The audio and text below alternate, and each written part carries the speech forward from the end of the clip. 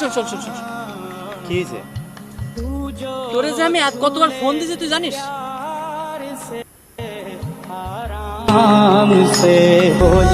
Sorry দোস্ত, phone silent আরে, করা ছিল, আমি বুঝতে পারিনি। কতবার যে ফোন দিয়েছি এত ইমার্জেন্সি তোরে আমি একটা কি হয়েছে সেটা তো বল। দোস্ত, আরমানের বাবা খুবই অসুস্থ, এখন কিছু টাকা লাগবে।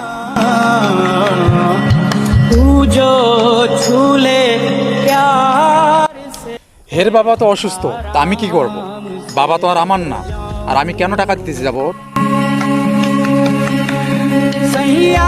মনে আছে সেই দিনের কথা? এটা কি কইলি বন্ধু তুই? তোর কাছ থেকে তো এরকম আশা করিনি। ছি বন্ধু ছি। তোর মন মানসিকতা এতটা নিচ? ঠিক আছে, তোর টাকা দেওয়া লাগবে না, আমি চলে গেলাম। আরে মনে করে দেখ, যখন হাসপাতালে আমার মা অসুস্থ হয়ে ভর্তি ছিল, আমি আরমানের কাছে টাকা চাইতে গেছিলাম যে বন্ধু আমার কিছু টাকা ধার দে, আমার মা অসুস্থ। ওর কাছে টাকা থাকার সত্ত্বেও হে আমারে টাকা দেয়নি। আর আজ ওর বাবা অসুস্থ, হাসপাতালে ভর্তি। কেন? ওর বাবা বাবা, আমার মা মা না? থাক, বিপদেই আছে আসলে প্রকৃতি বন্ধু। থাক, আমি গেলাম।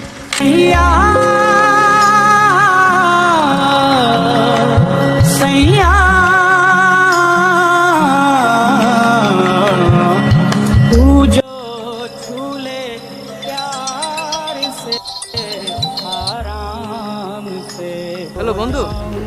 আরে বন্ধু, আরিয়ান টাকা কি দিছে? না বন্ধু, আরিয়ান টাকা না দিয়ে চলে গেল। কি বলিস? আমার বাবা অসুস্থ, এমনটা করতে পারলো? মনে করে দেখতো বন্ধু, 1 বছর আগে আরিয়ানের মা হসপিটালে ছিল, অপারেশন করার জন্য তোর কাছে আরিয়ান টাকা ধার চেয়েছে। তোর কাছে টাকা থাকা সত্ত্বেও তুই কিন্তু টাকা ধার দিস নাই। ভাগ্যের কি পরিহাস, সৃষ্টিকর্তার কি আজব খেলা। আজ দেখ, তোকে এখন তার কাছে হাত পাতা লাগছে। আচ্ছা রে বন্ধু, ঠিক আছে, আমি দেখি কি করতে পারি।